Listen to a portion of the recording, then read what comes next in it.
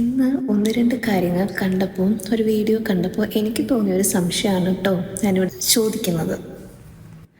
ഒരു വശത്ത് പശുവിനെ ദൈവതുല്യമായി കാണുന്നു എന്നും പറയുന്നു. പക്ഷേ നിങ്ങളിത് കണ്ടു നോക്കൂ.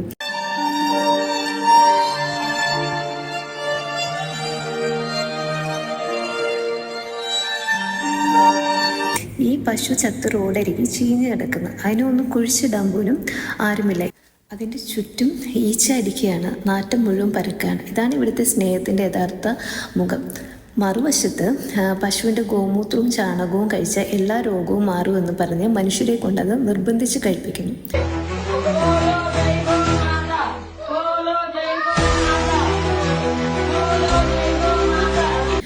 വിശ്വാസം ഉണ്ടാകുന്നത് തെറ്റല്ല, വിശ്വസിക്കാൻ എല്ലാവർക്കും അവകാശമുണ്ട്. പക്ഷേ വിശ്വാസത്തിൻ്റെ പേരിൽ മനുഷ്യൻ്റെ ആരോഗ്യത്തെ അപകടത്തിലാക്കുന്നത് ശരിയാണോ?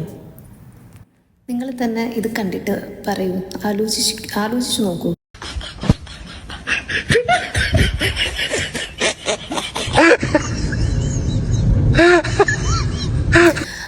ഗോമൂത്രത്തിനും ചാണകത്തിനും രോഗം മാറ്റാൻ കഴിയുമെന്ന് തെളിയിക്കുന്ന ഒരു ശക്തമായ ക്ലിനിക്കും ഒരു സയൻസിലും ഇതുവരെ അത് തെളിയിച്ചിട്ടില്ല.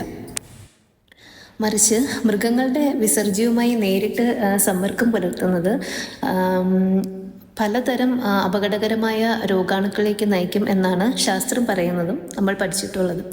അപ്പോൾ എൻ്റെ ചോദ്യം ഇതാണ്: പശു ജീവിച്ചിരിക്കുമ്പോൾ മാത്രമാണോ വിശുദ്ധി?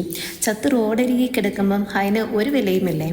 ശരിക്കും സ്നേഹമുണ്ടെങ്കിൽ ജീവിച്ചിരിക്കുമ്പോൾ തീറ്റയും വെള്ളവും തണലും കൊടുക്കണം. ചത്തുപോയാൽ മാന്യമായിട്ട് അതിനെ സംസ്കരിക്കണം. അതാണ് യഥാർത്ഥ വിശ്വാസം. എന്താ അല്ലേ ഒരു അവസ്ഥ? എന്താ ഇതിനൊക്കെ പറയുക?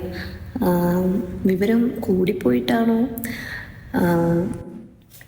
ദൈവത്തെ റോഡിൽ ചത്ത് കിടത്തുന്നവരാണ് ഗോമൂത്രം കൊണ്ട് ആരോഗ്യമെടുക്കുന്നത്.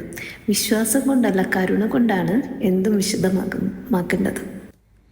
വിശ്വാസം മനുഷ്യത്വത്തോടൊപ്പം നിൽക്കുമ്പോഴേ അതിനൊരു സൗന്ദര്യമുള്ളൂ. ആരെയും വേദനിപ്പിക്കാനല്ല, ഒന്ന് ചിന്തിക്കാൻ വേണ്ടി മാത്രമാണ് ഞാൻ ഇത് അയച്ചതും ഇത്രയും പറയുന്നതും.